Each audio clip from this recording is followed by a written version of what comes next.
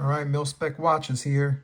So today we have a Sea Dweller 116600, also known as the SD4K 4mm case. Beautiful watch, beautiful watch. But for me, I am finding it too small. Just received it, just got it in the mail yesterday.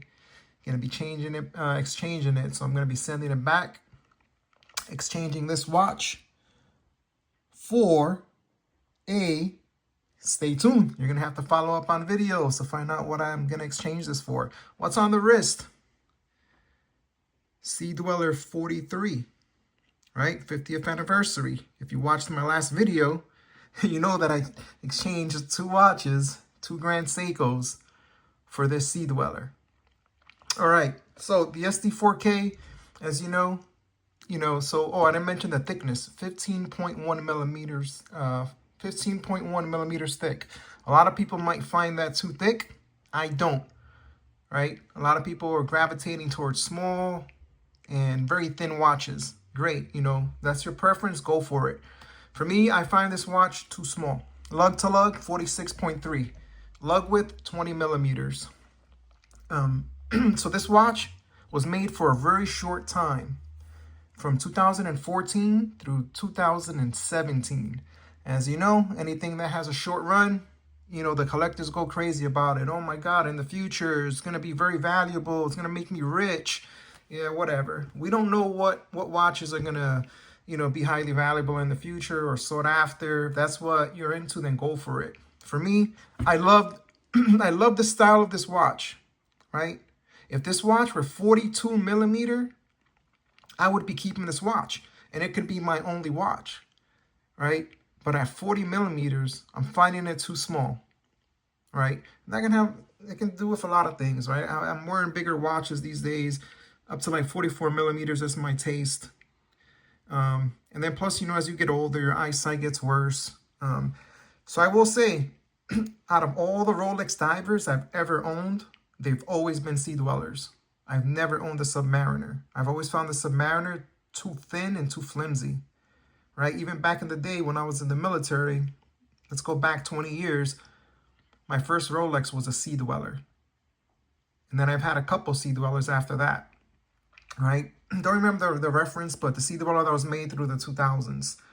I had probably 3 of those at 3 different occasions. So just received this watch. I'm going to be sending it back, finding it too small. There's not a lot of these for sale. They are sought after because of that short run. And I guess collectors see this thing as being highly valuable in the future. But for me, that doesn't really matter to me, right? If this watch was 42 millimeter, it would be like a Grail watch for me. Let's do a comparison with some other watches I have here. Let's throw this guy in there. 42 millimeter Planet Ocean. This isn't the same one that I had back in my State of the Collection. I ended up selling that and rebuying it. This watch is a very special watch for me because during the 2000s, again, when I was in the military, I had this watch and I had it for a while. And I had a lot of different experiences with it. And every time I look at this dial, it reminds me of that time. Beautiful watch. Let's look at another 42 mil. Tudor FXD Marine Nationale 21. Again, this is not the same one I had in my State of Collection last video that I did. I had sold that one, regretted it, ended up buying it again. Now, here's the new acquisition, and I'll do a review on all these watches I'm showing. 42 millimeter, closer to 43, Grand Seiko, SBGX, 115, I believe it is, or 117, one of those two. 115, 117, black dial, white dial. That's the difference. But you can see it's quartz. Look at that thing tick. I know a lot of people do not like quartz. I was one of those people. But I read up and did some research on this movement. A lot of engineering behind it. Definitely research it, look it up. And this is a highly sought after watch as well. Not a lot of these for sale. I actually bought this one out of Japan. Beautiful watch.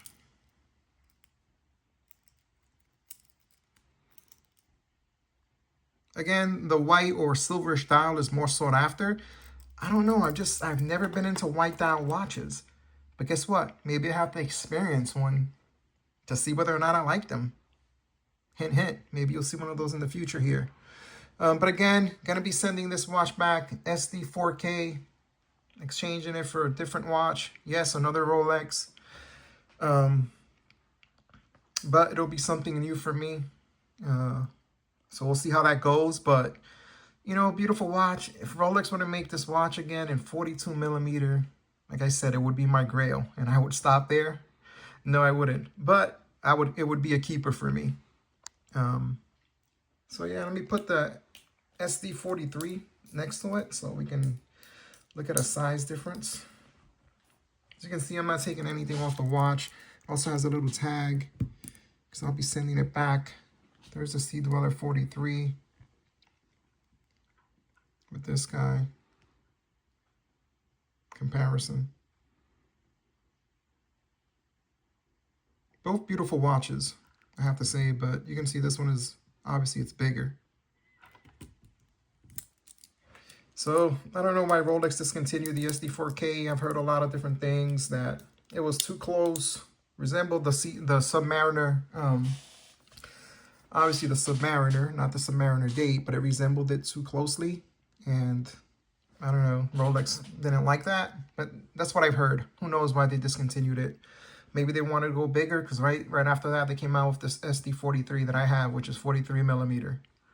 And then, you know, obviously they have the Deep Sea, which is 44 millimeter, which I love the design of that watch. I just don't like the heft of it. So if that Deep Sea weighed a lot less, if that were possible, that would be another keeper for me. But let me know what you think about this watch. Love to hear your thoughts about it, your opinions, whether you're looking for one. If you're interested in buying one, let me know. Like, the prices out there, I've seen them with papers, you know, close to 14K and up. Without papers, I've seen it as low as 11.5. But that's the lowest I've seen it. So, all right, MIL-SPEC watch is over and out.